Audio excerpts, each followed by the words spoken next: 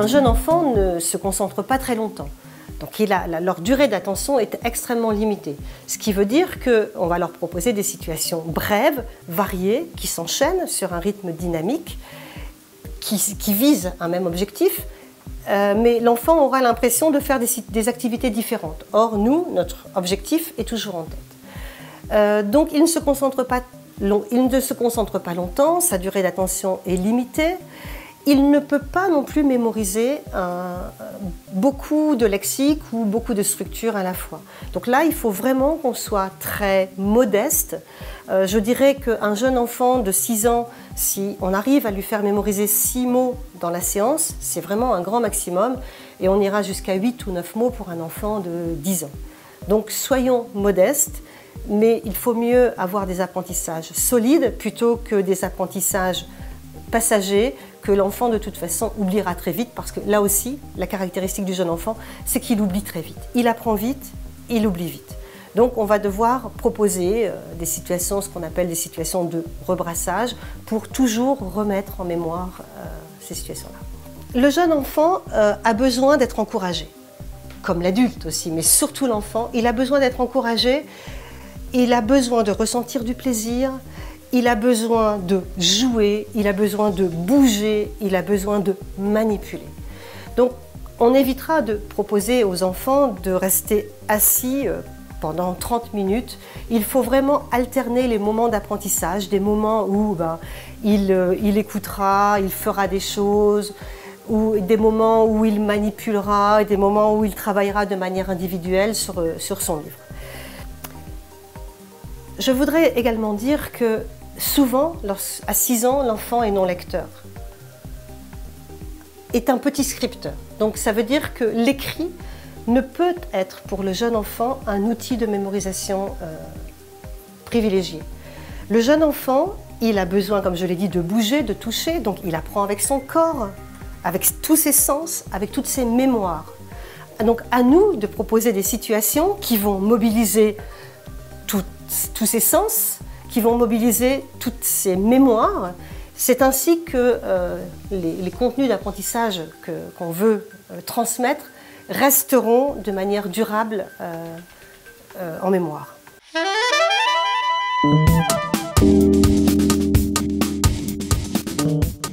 Il faut toujours avoir à l'esprit que chaque être est unique. Chaque enfant, chaque apprenant est unique et qu'il ne va pas apprendre ni de la même manière, ni au même rythme que ses camarades.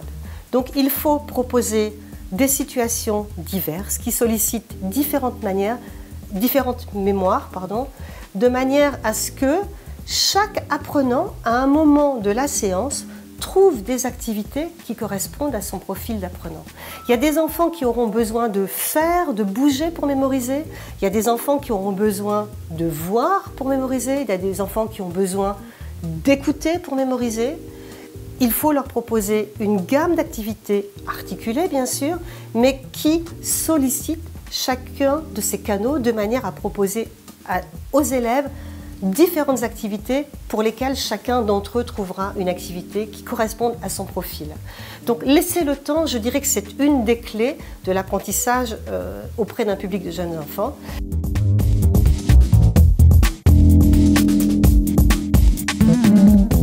Un enfant n'a pas le raisonnement de l'adulte. Un adulte sait pourquoi il apprend une langue étrangère. Un jeune enfant, à 6 ans, il parle déjà espagnol. Pourquoi je vais apprendre le français? Donc on va motiver l'enfant en lui proposant un parcours d'apprentissage d'une difficulté adaptée à ses compétences, de manière à ce qu'on reste ce qu'on appelle dans la zone proximale de développement, ça c'est extrêmement important, et qui vont l'intéresser. Donc dans le parcours d'apprentissage, il y a des activités donc, qui sont bien sûr dans le guide, dans Ludo par exemple, qui nous concerne, ces activités sont détaillées dans le guide pédagogique. Donc on va articuler des activités en interaction avec l'enseignant, en interaction avec les autres élèves de la classe. Et à un moment donné, l'élève va être amené à faire une activité individuelle sur son cahier d'activités. Donc c'est cette alternance-là entre des moments collectifs, semi-collectifs et individuels d'abord en compréhension de l'oral. Ça, c'est très important. C'est-à-dire qu'un enfant, lorsqu'il naît dans un milieu hispanophone, les parents lui parlent, l'enfant réagit comme il peut, mais il ne parle pas tout de suite. Il faut qu'on respecte cette phase-là aussi dans l'apprentissage de la langue étrangère, où l'enfant qui va apprendre le français, on va lui proposer d'entendre le français, de montrer qu'il comprend, parce que sinon c'est une noyade linguistique, c'est pas très pédagogique. Donc il faut qu'en montrant qu'il comprend, nous sommes dans un bain de langue. Puis ensuite, lorsqu'il a compris, on va lui proposer une mise en bouche où il va être amené à produire de l'oral d'abord avec l'aide de son enseignant, puis de manière de plus en plus individuelle. On va les encourager, chaque prise de risque est valorisée. Un enfant qui va faire une production, même si elle n'est pas conforme aux attentes, on va lui renvoyer l'image d'une production correcte, sans lui signifier que sa production, à lui, était pas tout à fait conforme aux attentes. Parce qu'il faut laisser le temps aux enfants.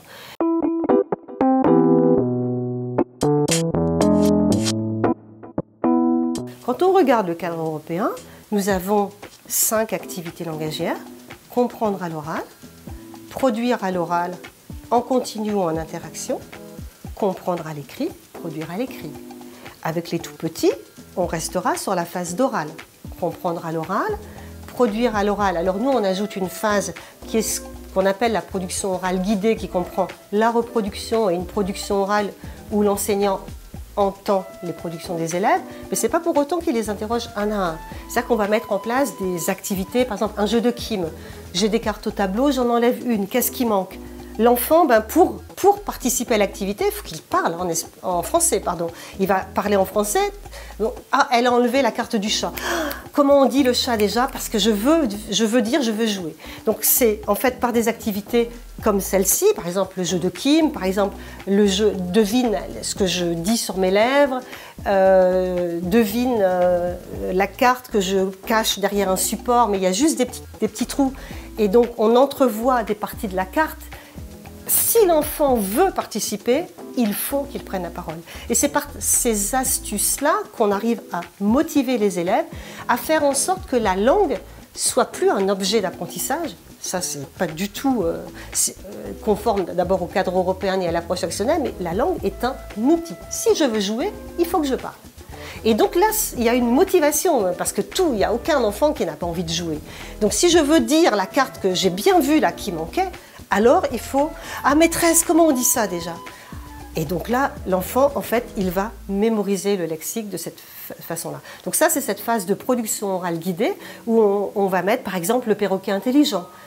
J'annonce une carte, je montre une carte, j'annonce. Si ce que je dis est vrai, les élèves peuvent répéter. Si ce que je dis est faux, on se tait. Par exemple, le flash. Je monte une carte très vite. Qu'est-ce que vous avez vu ? Et ça, en fait, on attire l'attention des élèves parce que s'ils ne sont pas attentifs au moment où hop, je monte la carte très vite, de même, ils s'excluent du jeu. Et ça, ils n'aiment pas ça.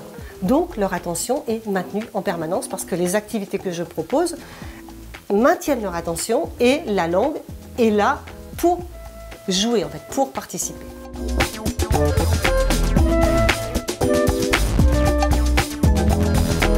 Et c'est seulement après donc, cette fameuse mise en bouche que on va proposer aux élèves des activités de groupe, de groupe ou un peu plus, quand j'entends groupe, pour moi c'est entre 2 et 6 élèves, où là ils vont utiliser le lexique et les structures de manière plus autonome. Et là c'est le moment où l'enseignant circule parmi les groupes et là l'enseignant devient un rôle de tuteur, hein, c'est-à-dire qu'il n'est plus du tout en frontal.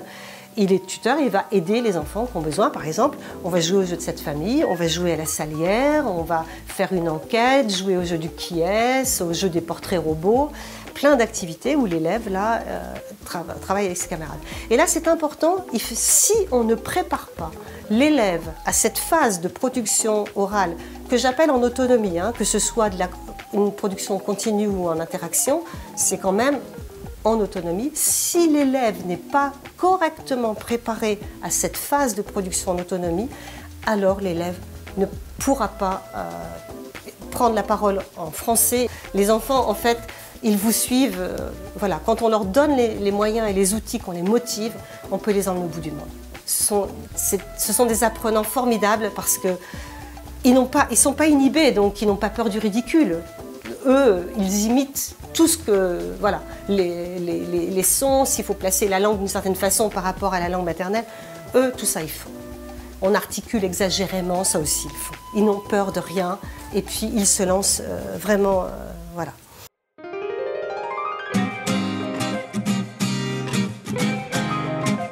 Ces apprentissages linguistiques vont être, pour les très jeunes enfants, entre 6 et 7 ans, également travaillés au travers d'un album, d'un chant, de comptines, exactement comme on le fait pour des enfants qui apprennent leur langue maternelle.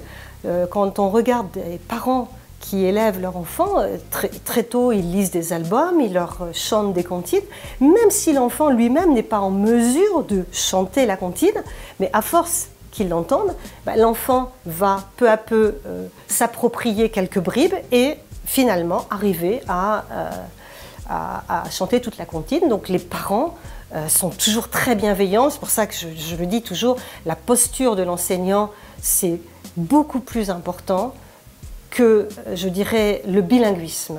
Donc on va utiliser des albums, des travaux manuels, on va fabriquer un chapeau d'anniversaire, on va travailler une recette pour le gâteau pour l'anniversaire, et on va aussi proposer des jeux rythmiques et vocaux. Donc vous voyez, les jeux rythmiques et vocaux, on ne parle pas du tout de phonétique chez les tout petits. Pourquoi jeux rythmiques et vocaux? C'est parce qu'il faut qu'on joue avec les sonorités de la langue. C'est comme ça, un bébé qui babille, qui fait des ta ta ta ta ta, il joue avec la langue.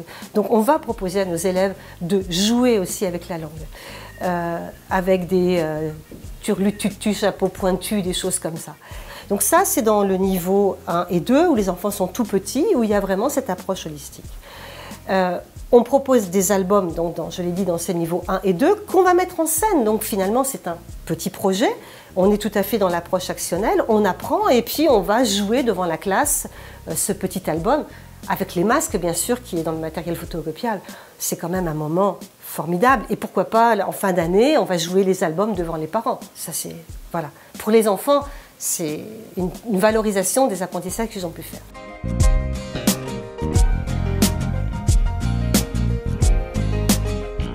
Dans les niveaux 3 et 4, les enfants sont plus grands. Donc d'abord, on propose Antoine et Amélie, donc 2 enfants de leur âge. Et Ludo et Jojo et Léo et Jojo étaient les doudous de ces enfants-là. Donc vous voyez, on fait évoluer dans Ludo les personnages pour qu'on reste toujours collés au centre d'intérêt des enfants, parce qu'on ne peut pas enseigner avec une petite mascotte robot à un enfant qui a 10 ans. Donc on travaille avec les parents. Donc là, on a toujours ces apprentissages linguistiques qui sont prégnants, mais on est toujours avec quand même, là ce ne sera plus un album mais une BD, donc des BD qu'on va mettre en œuvre. Le niveau 4 des projets, parce que arriver en classe et dire « Regardez les enfants, on va jouer au cadavre exquis par exemple, ou vous allez dessiner le plan de votre maison de rêve, qui n'a jamais fait ça étant jeune. » C'est le projet, pour faire ça, pour dessiner ça va, mais pour après la décrire, ça génère des apprentissages qui deviennent un besoin. Donc c'est faire en sorte que la langue que l'on apprend soit utile, on sache pourquoi on l'apprend, elle réinvestisse et la langue est un besoin pour communiquer.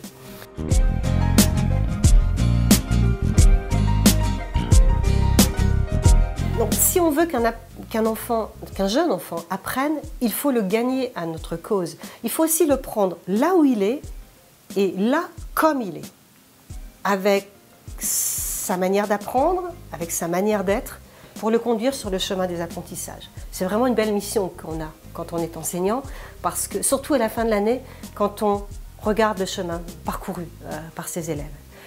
Donc je terminerai par quelques mots qui sont encourager, valoriser, intéresser, motiver, impliquer, donner envie d'apprendre.